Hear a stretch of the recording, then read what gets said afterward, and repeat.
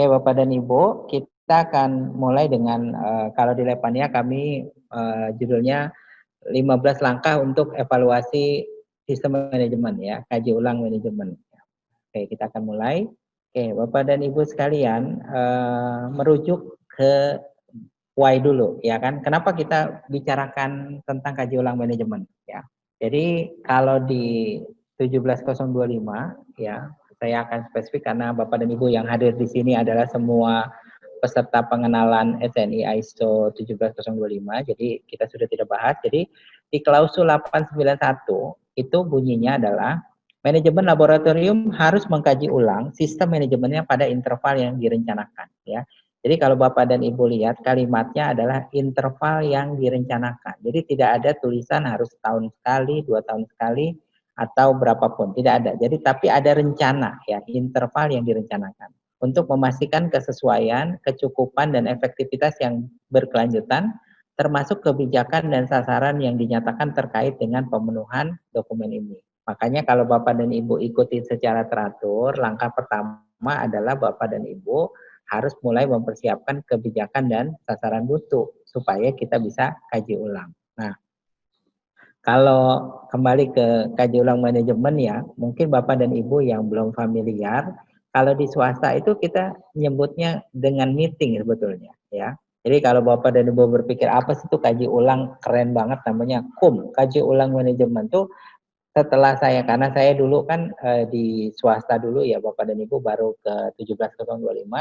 Jadi kalau di swasta itu kita nyebutnya sebagai meeting aja, meeting tahunan ya, mungkin yang meeting mingguan. Bahkan kalau saya dulu itu waktu di lab terakhir itu saya ikut meeting 6 bulan sekali yang dihadiri oleh senior manajer ke atas ya, manajer dan senior manajer ya. Mungkin Bapak dan Ibu bingung ya bagaimana saya yang bukan waktu itu masih analis ya, tapi bahkan belum penyelia, tapi tiap 6 bulan sekali saya ikut meeting manajer dan senior manajer yang berbahasa Inggris ya. Jadi menarik ya. Pertama saya adalah posisi yang paling ujung ya. Jadi yang lain manajer, saya bukan manajer. Yang kedua, yang lain tidak berseragam, saya berseragam pabrik ya. Tapi udah gitu yang ketiga bahasa Inggris pula ya. Tapi konsep kaji ulang manajemen hampir seperti itulah ya.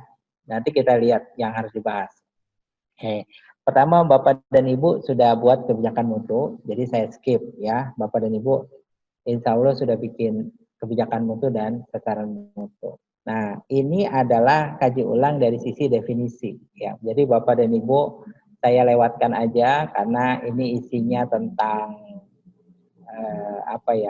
definisi ya. Tapi kalau buat saya itu yang penting adalah paham, karena kita kalau ngapalin udah susah ya. Jadi kegiatan terkoordinasi untuk mengarahkan dan mengendalikan organisasi sehingga pemenuhan kesesuaian secara efektif dan efisien dapat tercapai didasarkan sumber daya yang ada. Jadi kalau buat saya kaji ulang itu lebih ke meeting yang harus dihadiri oleh semua pihak yang berkepentingan, di mana pembahasannya sudah terencana.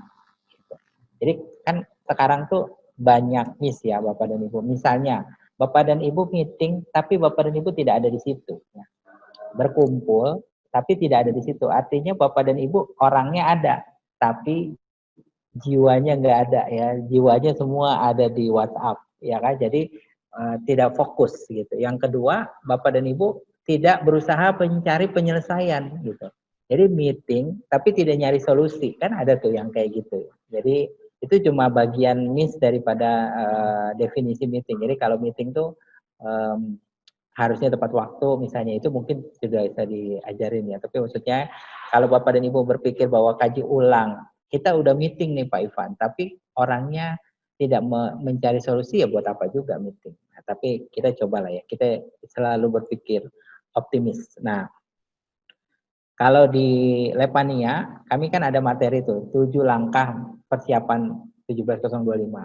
Pertama komitmen, kedua penentuan organisasi ya, penyusunan dokumen, nah Bapak udah, kemudian ke persyaratan teknis, nah ke audit internal. Nah setelah audit internal baru Bapak dan Ibu melakukan kaji ulang manajemen. Jadi kaji ulang manajemen tidak bisa dilakukan kalau Bapak dan Ibu belum audit internal.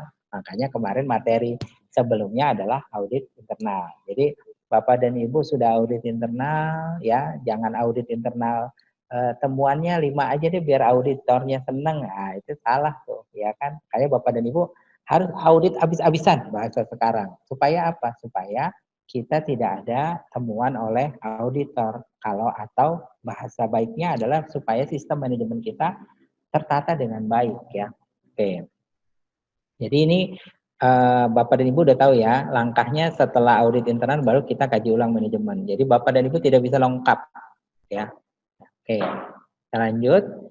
Nah, kaji ulang manajemen merupakan tugas utama manajer puncak. Udah jelas Bapak dan Ibu ya, manajer puncak harus hadir, ya kan? Makanya kalau ada kaji ulang tapi manajer puncak tidak hadir, ya percuma juga manajer.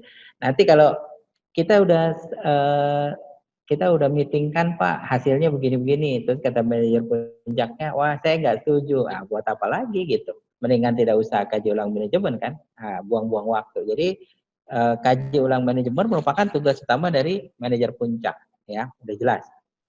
Oke, siapapun yang mengorganisasi, tanggung jawab dan keputusan akhir harus ada di manajer puncak. Jadi mungkin penanggung jawab mutu yang membuat jadwal, mungkin juga sekretaris yang buat jadwal, mungkin juga kepala lab yang buat jadwal. Tapi manajer puncak ya artinya kalau kami definisikan manajer puncak kan manajer yang tidak punya atasan lagi, ya, sehingga dia bisa ambil keputusan itu harus hadir. Gitu. Jadi siapapun ya Bapak dan Ibu boleh. Nah, kan ada beda-beda. Ada mungkin tugas organisasinya ada di manajer puncak, boleh. Ada di kepala lab, boleh. Manajer teknis maksudnya. Atau di penanggung jawab mutu. Tapi manajer puncak harus hadir. Ya, karena dia akan mengambil keputusan akhir.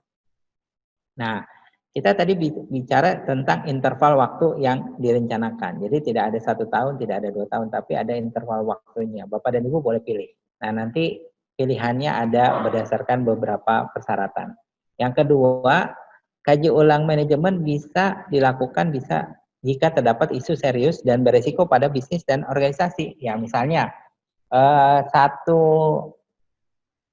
minggu setelah COVID, kami langsung kaji ulang manajemen, ya kan? Dan akhirnya sekarang kami tiap bulan kaji ulang manajemen. Maksudnya kami itu tiap bulan ngumpul semua untuk mendiskusikan ini. Bapak dan Ibu juga mungkin seperti itu gitu. Jadi kaji ulang manajemennya karena sekarang zamannya uncertainty ya, maksudnya tadi pagi saya dengar Jogja PSBB-nya dilanjutkan, ya kan? Padahal saya baru aja mau rencana ke Jogja, ya ternyata dilanjutkan, nggak bisa lagi. Nah, jadi Bapak dan Ibu juga mungkin kaji ulang manajemen yang dulu dilakukan setahun sekali terkait COVID ini mungkin Bapak dan Ibu perlu melakukan lebih banyak, ya karena ini kan ada isu serius dan beresiko, ya.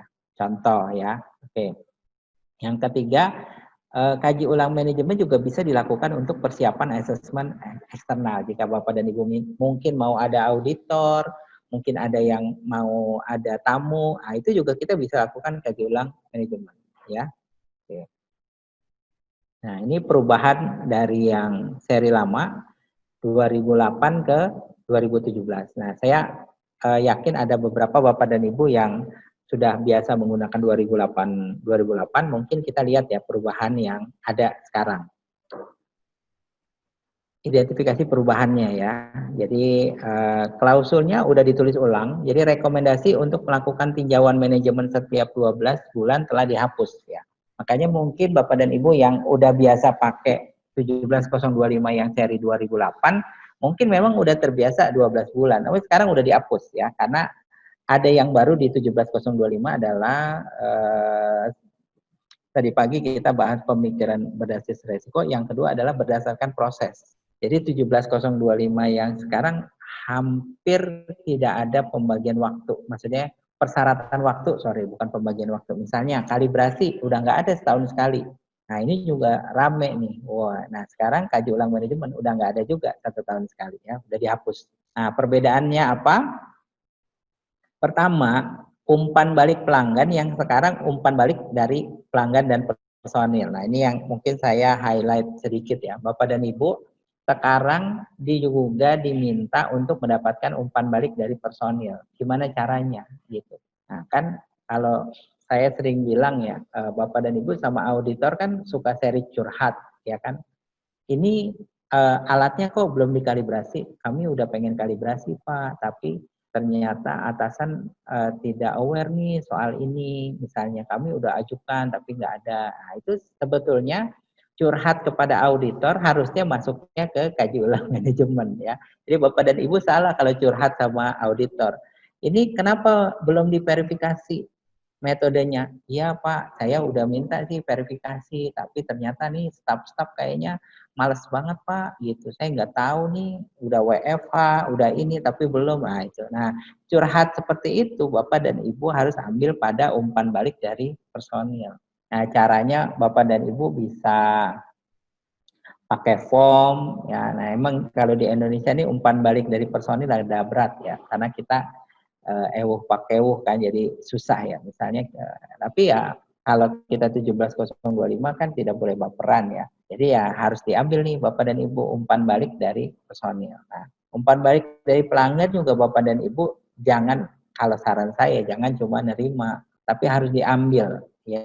Kenapa? Apa? Mungkin Bapak dan Ibu yang udah sering ketemu saya kalau menerima itu kan artinya Bapak dan Ibu cuma pasif ya.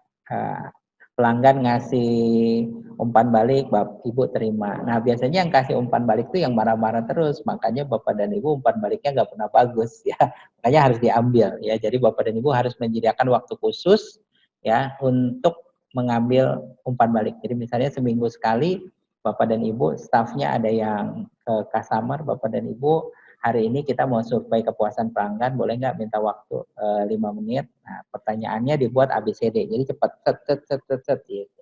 Jadi Bapak dan Ibu juga bisa mengambil data yang lebih baik, ya. Oke.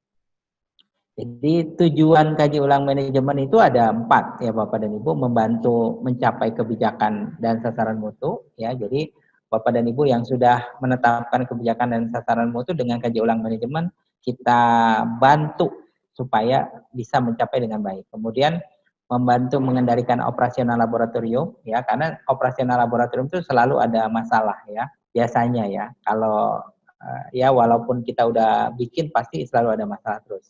Kemudian meningkatkan efektivitas dan efisiensi kinerja laboratorium dengan mengurangi ketidaksesuaian. Jadi kalau misalnya nanti kita ada ketidaksesuaian, Bapak dan Ibu bisa lihat di slide berikutnya, kita akan coba bagi ketidaksesuaian itu. Kemudian bagaimana kita memuaskan pelanggan dan memenuhi kebutuhannya. Ya. Karena customer is the king, ya. Walaupun banyak yang tidak setuju ya. Nah, customer raja, tapi nggak semua permintaan customer harus diturutin. Ya boleh juga sih. Ya, tapi intinya kita harus memuaskan pelanggan. Nah, tahapannya adalah ada masukan, input ya. Kalau di bahasa Inggrisnya kan input dan output. Nah, di Indonesia kan sebagai masukan dan keluaran. Jadi masukan dan keluaran itu artinya pada kaji ulang manajemen, Bapak dan Ibu harus ada yang didiskusikan sebagai masukan. Dan itu masukannya adalah 15. Nah, 15 itu supaya gampang Bapak dan Ibu bisa bikin pada Excel atau pada formulir ya.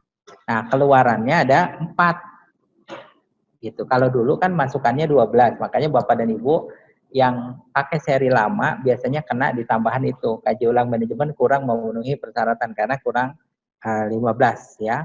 Nah, kemudian ada tindak lanjutnya. Biasanya Bapak dan Ibu tindakan perbaikannya apa? Ya, itu juga kadang-kadang butuh ilmu khusus ya, karena kita harus mencari akar permasalahan. Tapi kita akan coba dulu dengan masukan. Jadi Bapak dan Ibu untuk kaji ulang manajemen ada masukan, ada keluaran. Ya, masukan itu adalah beberapa hal yang harus kita bahas. Nah, ini adalah 15 masukan yang harus kita diskusikan. Nah, masukan pertama adalah perubahan dalam isu internal dan eksternal. Nah, perubahan dalam isu internal dan eksternal ini sekarang terjadi dengan jelas ya. New normal, tatanan baru. Ya, misalnya perlu nggak pembatasan ruangan di dalam, ya kan? Kemudian misalnya Bapak dan Ibu sekarang nerima sampel harus pakai WhatsApp dulu, misalnya nerima paket harus ada desinfektan dulu, ya kan? Nerima orang gimana? Perlu nggak Bapak bikin aplikasi baru, ya misalnya gitu. Nah, Bapak dan Ibu ini masukkan dalam perubahan isu internal dan eksternal. Selain itu ya, selain COVID misalnya Bapak dan Ibu tulis misalnya ada apa ya? Nah, kita mulai dari strength aja ya. Misalnya Bapak dan Ibu katakanlah tahun ini beli alat baru. Nah, kekuatannya apa Pak? Kita misalnya Bapak dan Ibu beli HPLC baru. Ini HPLC baru Pak, kayaknya kita bisa nambah parameter. Nah, bisa nggak nambah parameter misalnya? Oh, Bapak dan Ibu sekarang analisnya udah bisa kaji apa uji banding. Habis training sama Labmania, alhamdulillah ya promosi. Jadi kalau habis kaji ulang manajemen misalnya uji banding, Bapak dan Ibu bisa nggak ngadain uji banding ya ambil biaya satu uji banding 1 juta, yang ikut 8 kan udah 8 juta misalnya. Kemudian Bapak dan Ibu udah punya deep freezer 80 derajat minus 80 derajat, berarti Bapak dan Ibu bisa jualan bakteri. Aduh, saya kalau udah soal jualan cepet ya Pak. Jadi misalnya itu kelebihan ya. Jadi kita harus bicarakan dulu kelebihan Bapak apa. Oke. Kelemahan kita apa misalnya? Tahun ini ternyata Pak setelah dipelajari ada anak baru yang kayaknya belum perform. Nah, ini bisa nggak ditingkatkan? Jadi dari sisi weakness. Terus Pak nih alat tahun ini ternyata ngadat terus, kayaknya udah nggak bisa dibetulin Pak, teknisinya nyerah. Ya kan? Nah, berarti harus diganti. Nah, itu kan weakness juga. Terus misalnya oh ternyata Pak kayaknya ruangan yang di belakang tuh yang buat naro alat kayaknya AC-nya udah kurang bagus Pak, udah dibetulin terus misalnya. Itu kan weakness yang harus didiskusikan.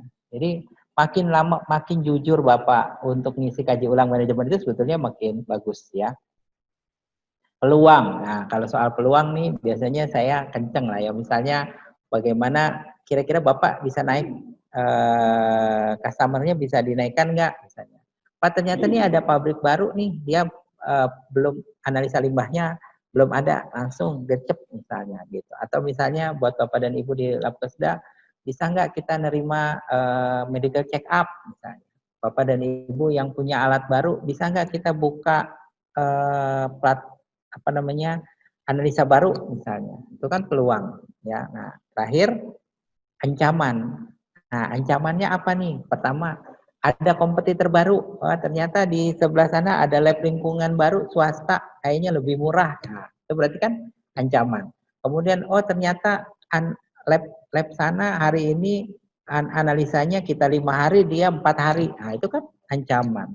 Analisa kita masih pakai spektro, lab sebelah udah pakai AAS. Nah, itu juga ancaman. Nah, SWOT ini harus didiskusikan pada kaji ulang manajemen. Ya kan, jadi Bapak dan Ibu perlu ngelihat lingkungan dalam, lingkungan luar. Lingkungan dalam itu dalam bentuk strength dan weakness, ya. Lingkungan luar itu dalam bentuk peluang dan ancaman. Nah, Bapak dan Ibu harus out of the box, ya. Jadi maksud saya ngelihat peluang, ngelihat ancaman itu harus dilihat, ya.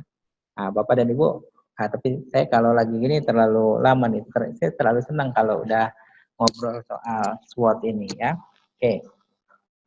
Yang kedua adalah pemenuhan sasaran. Nah, misalnya tadi ya dalam yang pagi itu saya nulis sasarannya 4. Uji profisiensi minimal 80%. Nyampe apa enggak? Kalau enggak nyampe kenapa? Kalau nyampe bagus. Kemudian sasarannya training untuk seluruh tim teknis minimal 1 tahun sekali. Nyampe apa enggak? Nah, setelah training ini kompetensinya naik apa enggak gitu. Jangan-jangan trainingnya belum mulai udah ke Tamrin City misalnya gitu ya. Kemudian sasaran berikutnya adalah kalibrasi pada seluruh peralatan laboratorium. Nah, berapa persen tuh nyampe-nya? Ya. Nah, itu Bapak dan Ibu bisa lihat dari pemenuhan sasaran mutu. Jadi sasaran mutunya berapa, nyampe apa enggak. Itu kenapa kalau Bapak dan Ibu ikut di sasaran mutu, kita perlu ada timely dan indikator, ya kan? Kalibrasi dilakukan 100% pada tahun 2020. Nyampe nggak 100%? Ya kan? Training dilakukan pada 16 staf laboratorium. 16-nya udah training apa belum? Karena kalau kita nggak pakai indikator, kita susah mengevaluasinya. Ya.